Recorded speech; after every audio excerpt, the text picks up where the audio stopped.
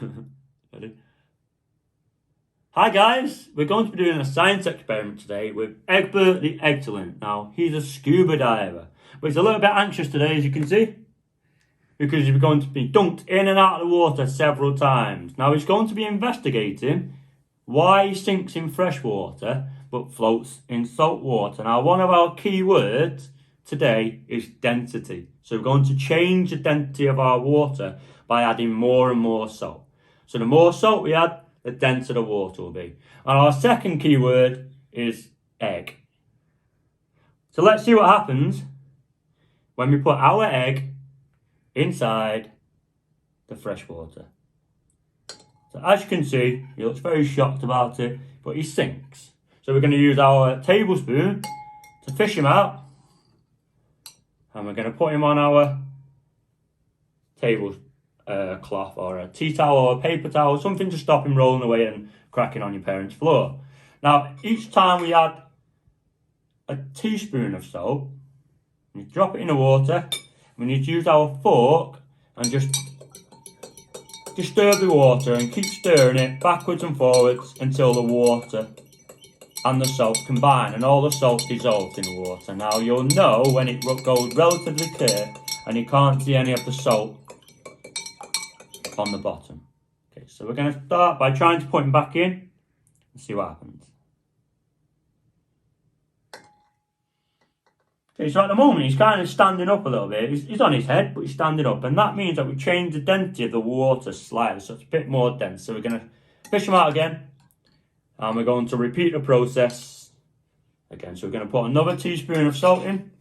Try and make sure it's the same amount each time. Drop it in. Stir the water again. Make sure the salt dissolves. Backwards and forwards. Look around the kitchen while you're stirring it. Okay, so most of the salt's gone off the bottom of the glass. I'm going to put my fork down. Going to get Eggbert. He looks really excited about it. Look, I'm going to dunk him in again. Okay, again, he's starting to stand up again. So we're going to take him out again. And we're going to repeat the process one more time before you guys start. So again, another teaspoon of salt. Stir it. Make sure all the salt dissolves. It's going to get harder and harder the more salt you put in. So you need to really make sure going clockwise and anti-clockwise to make sure the salt is dissolved. It's looking a little bit cloudier now, a bit like seawater when it's very, very concentrated with salt.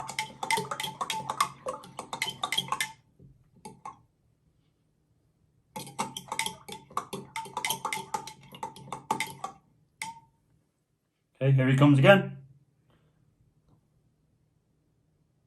Okay, as you can see now, he's really standing up very, very straight. So this is where I stop. And the more salt you add, the higher up the glass Eggbert should get until he floats. Now you need to remember to record that in your table, which will be on paper mash. Okay, so just to recap, you need a big spoon for fishing him out, a fork for whisking the salt, some salt, just normal table salt will do, a teaspoon, a tea towel to put the egg in, a glass and some water. I'm really looking forward to seeing your results, and I hope you have a lot of fun with it.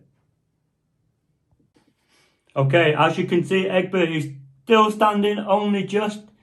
I want you to guess how many spoonfuls of salt you think I've had to put in my water in order to make Eggbert do this.